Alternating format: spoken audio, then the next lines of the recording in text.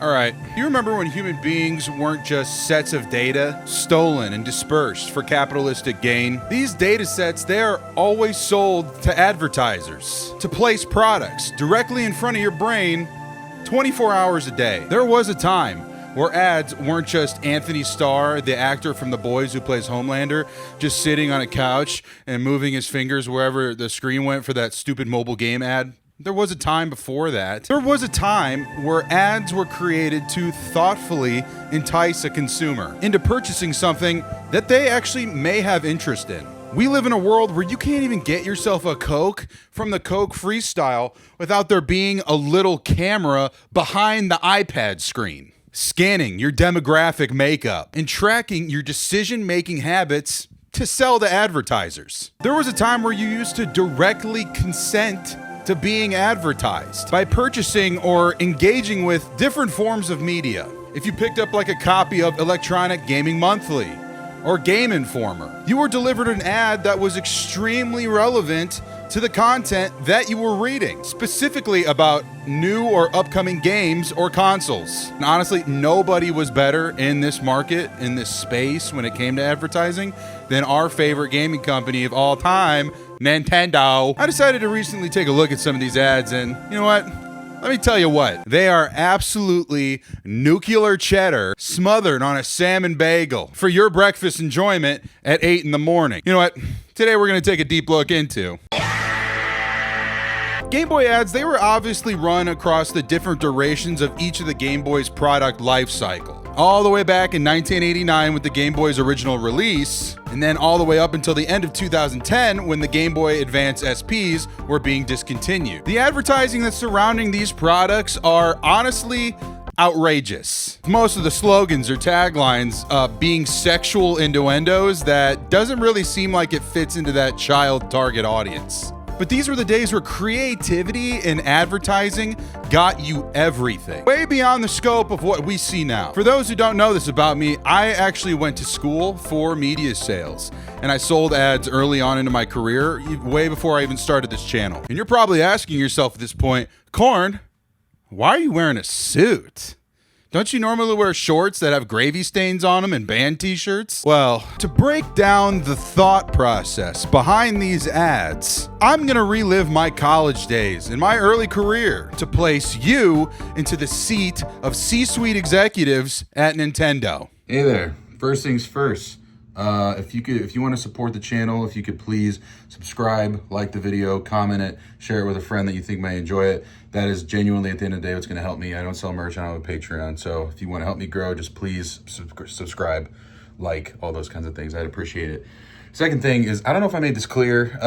These are not the actual stories of the ads. This is just my interpretation of what I feel like the pitch meetings would be like. So please enjoy. Peace. Hey there, fellas. Thank you for taking the time out of your day to go through this pitch deck with me. Since I am Don Draper from the 60s, would you like 100,000 cigarettes? Great. Let's get started, as we have 5 different campaigns that I think will actively engage your target market.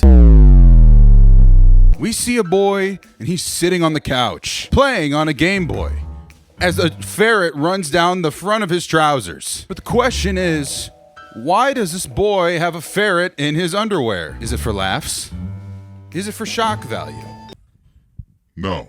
This boy, he is an average teenage boy. He loves to play soccer with his friends. He rides bikes after school. And of course, he is an average student. But there is one thing about this boy that is very unique compared to the other boys that are in his grade. The other boys in his grade, they all have dads that work average jobs. Accountants, insurance salesmen, even truck drivers. But this boy in particular, his father owns the town pet shop. It's called Rusty Rudy's Paws and Duties. On an average day, this boy, he experiences a normal fatherhood experience. Playing catch, working on cars, or even picking up the spilled Cheez-Its that his dad knocked over when he decided to take his notorious 2 p.m. afternoon nap. But one day, something changed in his dad. He came home with an abnormal amount of goldfish. And on the bag, marked with red ink, It said clearance. His dad, he had to take the pets home from his pet shop that were about to die, and he would write them off as stolen on his books so he could collect the insurance on them. As his dad places the goldfish on the counter, he looks down and he sees one singular dish inside of the sink. Son? What is this? It's a plate. I used it for my pizza rolls after school. What have I told you about leaving your plates in the sink? Oh, I'm sorry. I must have got caught up playing my favorite game, which is Pokemon Red, on my Game Boy and forgot to put the dish away. Dad, he grabs the son by the shirt, pulls open the front of his pants, and he dumps the entire bag of goldfish down his underwear. And as the dad pushes the waistband to his body, he mumbles under his breath, "Maybe that'll teach you not to leave dishes in the sink." The dad, he goes straight to his room. He locks the door. Look, this was the most horrific thing that the boy had ever been through. But wouldn't be the last time. Gerbils, parakeets, corn snakes. Over the next few weeks, you would think that the front of this boy's pants were a zoo with how many animals that his psychotic father had poured down them after leaving dishes in the sink. But every time that this happened to this boy, he would think to himself, "Oh, thank God it's not my biggest fear on the entire planet. The thing that killed my sister, a ferret." Until it was. And as the ferret runs around this boy's pants, he is mortified with a look of terror on his face. But he remembers that there is one thing that entertains him in moments like this: his Game Boy and his copy of Pokemon Red. Because for this boy, a Game Boy is more fun than a ferret down his pants. All right, how we feeling about this one? Huh? You like it? Is it a little too aggressive? All right, don't worry about it. I'll send it back to the boys in creative to have the kinks worked out. We see a woman tied to a bed with ribbon, wearing provocative clothes, indicating something of adult nature, but it leaves the reader with a sense of wonderment and also confusion. The question that the reader should think here is, how did they end up in this situation? Well, first, we have to take a look around the entire scene for context clues. The first thing to take note of here: the bed sheets are completely stripped from the mattress. This is no environment for a modern civilized man of this age to be sleeping on. Who would the person that would come in and clean and replace these sheets in question even be? Well, obviously here, it's a maid. You can tell by the nature of the woman's attire that she is, in fact, the maid. Here's where we introduce our main Game Boy customer, a schizophrenic 45-year-old man who was living inside of a motel room. Not only 10 minutes ago was he walking back up to his motel room after installing tinfoil across every square inch of his 1993 Dodge Ram van. He smiles to himself as he knows that he is now protected on the road. And this will make a perfect addition to the custom tinfoil bed sheets that he just made as well. He walks down the hall of the motel to get back to his room, and he notices that there is a maid pushing a cart filled with bed sheets. He opens up the room, and he sees that his bed is completely stripped. In a frenzy of fear, being completely scared that a bunch of government rays and 5G radiation is going to soak directly into his cerebral cortex, he runs outside and he throws the maid over his shoulder. He ties her down with some loose ribbon that was left from the last visitor in the room, and he starts aggressively screaming at the maid. "What did you do with my work? Where are my sheets? I can't live in this room without my sheets." In a full-blown panic mode, the maid says, "I didn't take them. I haven't even got to your room to hear yet. Please just let me go." And the man says, "You're working with them, aren't you? What are you, CIA? FBI? Mossad? I'll never let them pump them 5G liberal waves into my brain." And as the last word of his outburst slips off the edge of his tongue, he kind of looks around and realizes the situation that he's got himself in. Maybe his mom was right. Maybe he shouldn't have lived in 4chan threads, in Twitter beef. His war against the government, it only means this much to him, not this innocent maid that's strapped to the bed crying. And as he realizes this, he remembers back on the one thing that brings him joy and brings him happiness. Tetris on the Game Boy Pocket, as the sound of cop sirens ring in the background, pounding on the door. He knows that he needs to be distracted before anything worse happens. Game Boy Pocket. Seriously distracting. All right, you like that one?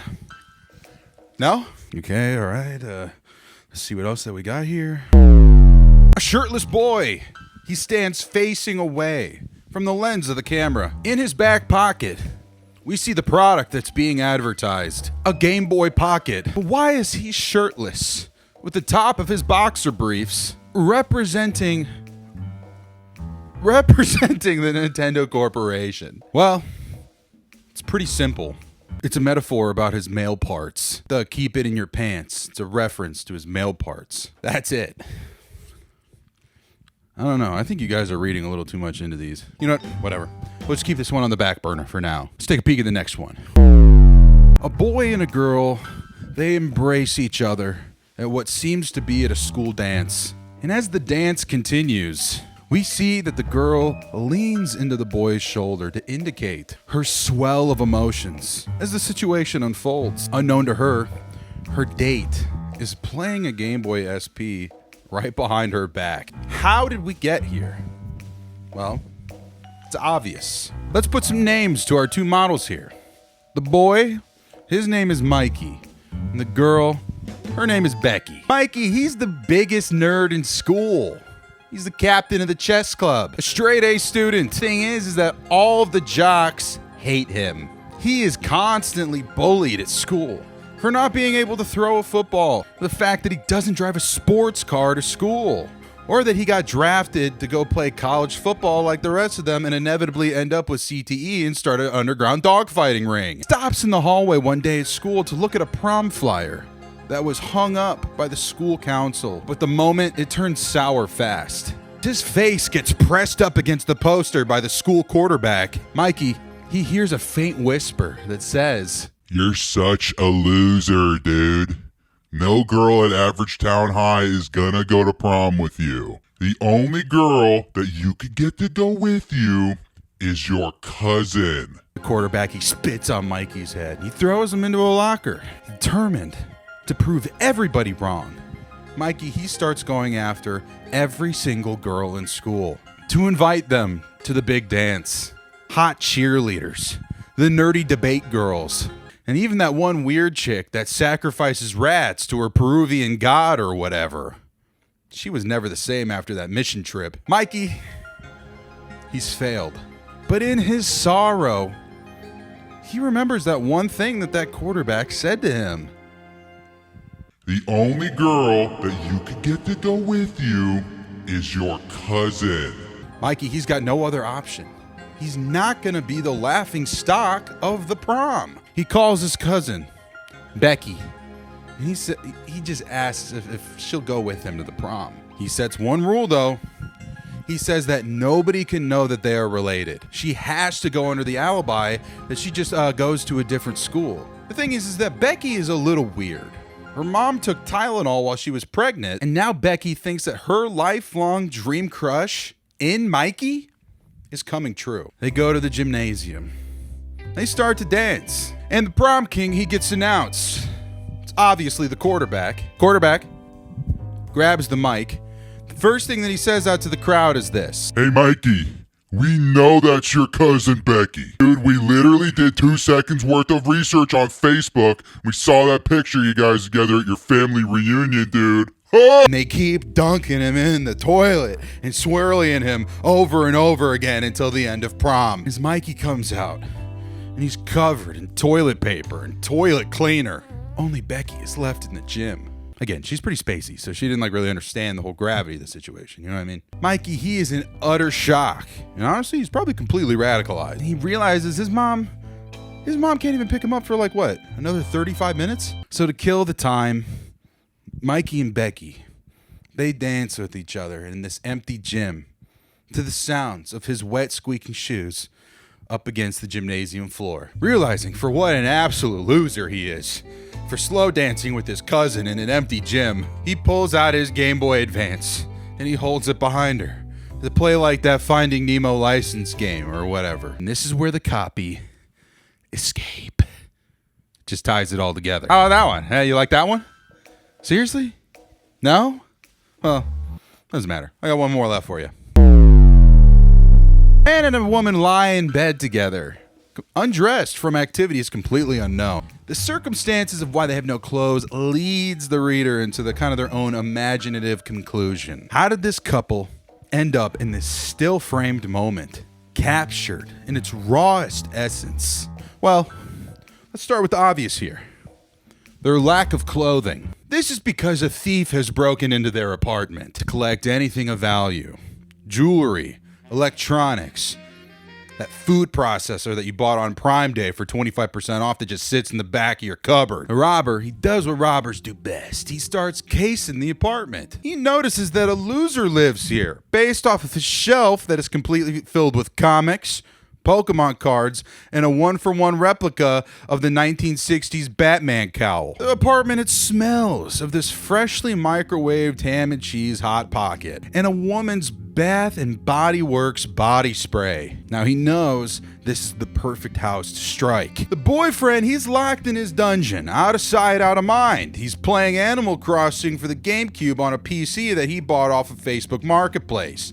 And also the shower is running, indicating that the girlfriend is also out of mind. The robber, he starts packing up a large sack that has a comically large $sign on the side of it, collecting every single item in the apartment like he's the Grinch on Christmas Eve. The girlfriend, she exits the bathroom, fresh steam pouring out the door, and she sees the intruder. While the boyfriend is absolutely dialed in to perfecting the house that he bought from Tom Nook, the girlfriend, she grabs a bat from the coat closet and she starts slamming on the thief. The power of noise-canceling headphones leaves the boyfriend in a state of zen. The girlfriend's towels, head and top, they both fall off in the process of fighting the robber. And the boyfriend, he takes a little snack break. He's eating his ham and cheese Hot Pocket, squeezes it a little bit too hard, gets the cheese and the ham slices and chunks all over his favorite My Hero Academia t-shirt and the Adidas sweats. So he gets naked too. The robber comes in, he starts stealing all of her clothes and towels off the floor. He runs into the boyfriend's cave. He threatens him for all of his belongings. See, the robber is a little hungry from his adventure, so he grabs the Adidas sweats and the My Hero Academia t-shirt, slurps the ham and cheese directly off of the fabric, grabs his clothes, stuffs them in the giant comically large money sign sack as well. The couple, they just stand there absolutely naked and afraid as the robber just starts ransacking their apartment, takes every item, even including the light bulbs. He runs out the door. Girlfriend, then she goes on this long-winded yet justified tirade about, "You're the man of the house. How do you expect?" I'm not gonna do it anymore. "How do you expect me to want to raise kids in a situation like this?" That's how she felt. And then she kept riling it up. She eventually tired herself down, let the adrenaline wear off. The boyfriend, he let that situation go in one ear and out the other, as most boyfriends do, except me. He realizes as he's looking around and his girlfriend's asleep, he looks up in the closet and he realizes that the thief, he forgot to take one item from their apartment. The engagement ring that he bought to propose. So he takes the ring and he goes down to a local pawn shop, still naked, and trades it for a Game Boy. So as his girlfriend sleeps and dreams there, thinking about having a man that will protect her in a moment of peril, he lays in bed, naked, playing Mario Kart Circuit until his eyes drift off to sleep. Game Boy Advance. Second best thing to do in the dark. That's it. What did you guys think? Oh, you like them all? Just minus the backstories? Well, you know, that's just my creative, it's my creative marketing experience. That's to help paint the scene. That's to help kind of get the reader's imagination going. You know what I mean? All right. We'll get rid of them. I hear you. We'll run them all. And since we're in the 60s and this is Mad Men, let's go out and drink 9,000 bottles of liquor and cheat on our wives. Look, the thing is that these ads, they were actually super impressive. They did a great job of captivating an older audience that, you know, you would assume with this kind of product would be a younger audience. These ads, They piqued my interest, and I hope they piqued yours. And that's what makes them so dope. You ever had a dad that pours goldfish down your pants because you forgot to wash a dish and put it in the dishwasher? Did you ever take your cousin to prom, get swirlied, and then play Game Boy behind her back when you were bored? Let me know in the comments. Hey, by the way, this channel, it was made to promote my band. Go check out our debut album, Destined to Conquer. Absolutely rips. All right, this is it. This is Cornborn. I'm signing out.